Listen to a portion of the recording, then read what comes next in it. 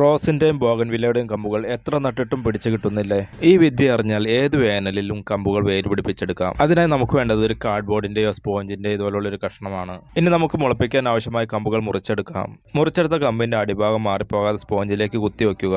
കുറച്ച് ഭാഗം താഴേക്ക് നീണ്ടിരിക്കാൻ പാകത്തിന് വേണം കുത്തിവെക്കാൻ. റോസിനെ കൂടാതെ ബോഗൺവില്ലയുടെയും കുറച്ച് കമ്പുകൾ ഞാൻ എടുക്കുന്നുണ്ട്. അതുകൂടാതെ ഒരു പരീക്ഷണാർത്ഥം മറ്റ് പൂച്ചെടികളുടെയും വള്ളിച്ചെടികളുടെയും കമ്പുകൾ ഞാൻ എടുക്കുന്നുണ്ട്. നമ്മൾ ഇത്രയും കമ്പുകളാണ് ഇതിൽ കുത്തിവെച്ചിട്ടുള്ളത്. സ്പോഞ്ച് ആകുമ്പോൾ കമ്പുകൾ കുത്തിവെക്കാൻ എളുപ്പമുണ്ട്. ഞാനൊരു പ്ലാസ്റ്റിക്കിന്റെ കൊട്ടയിൽ വെള്ളം പിടിച്ചിട്ട് അതിലേക്കാണ് ഈ കമ്പുകൾ ഇറക്കി വെക്കുന്നത്. 1-2 ആഴ്ച കഴിഞ്ഞപ്പോൾ ബൊഗൻവില്ലയിലും ചെത്തിയിലും റോസിലും ഒക്കെ പുതിയ തളിർപ്പുകൾ വന്നു തുടങ്ങിയിട്ടുണ്ട്. എന്നാൽ ചില ചെടികളുടെ കമ്പുകൾ ഉണങ്ങിപ്പോവുകയും ചെയ്തിട്ടുണ്ട്. നമ്മൾ എടുക്കുന്ന കമ്പുകൾക്ക് മൂപ്പില്ലാത്തതും ഉണങ്ങിപ്പോകാൻ ഒരു കാരണമാണ്. ഇനി വേര് പിടിച്ച കമ്പുകളെ ഒരു കത്രിക കൊണ്ട് സ്പോഞ്ച് മുറിച്ച് നമുക്ക് പുറത്തെടുക്കാം. ഈ സ്പോഞ്ച് വീണ്ടും നമുക്ക് കമ്പുകൾ മുളപ്പിക്കാനായി ഉപയോഗിക്കാവുന്നതാണ്. ബൊഗൻവില്ല കമ്പുകൾക്ക് തളിരിലകൾ വന്നെങ്കിലും വേരുകൾ വളരെ നേർത്തതാണ്. അതുകൊണ്ട് വേര് നഷ്ടപ്പെടാതെ ഇളക്കമുള്ള ഒരു മണ്ണിൽ നട്ട് കുറച്ച് ദിവസം തണലത്ത് തന്നെ വെച്ച് നനച്ചു കൊടുക്കുക.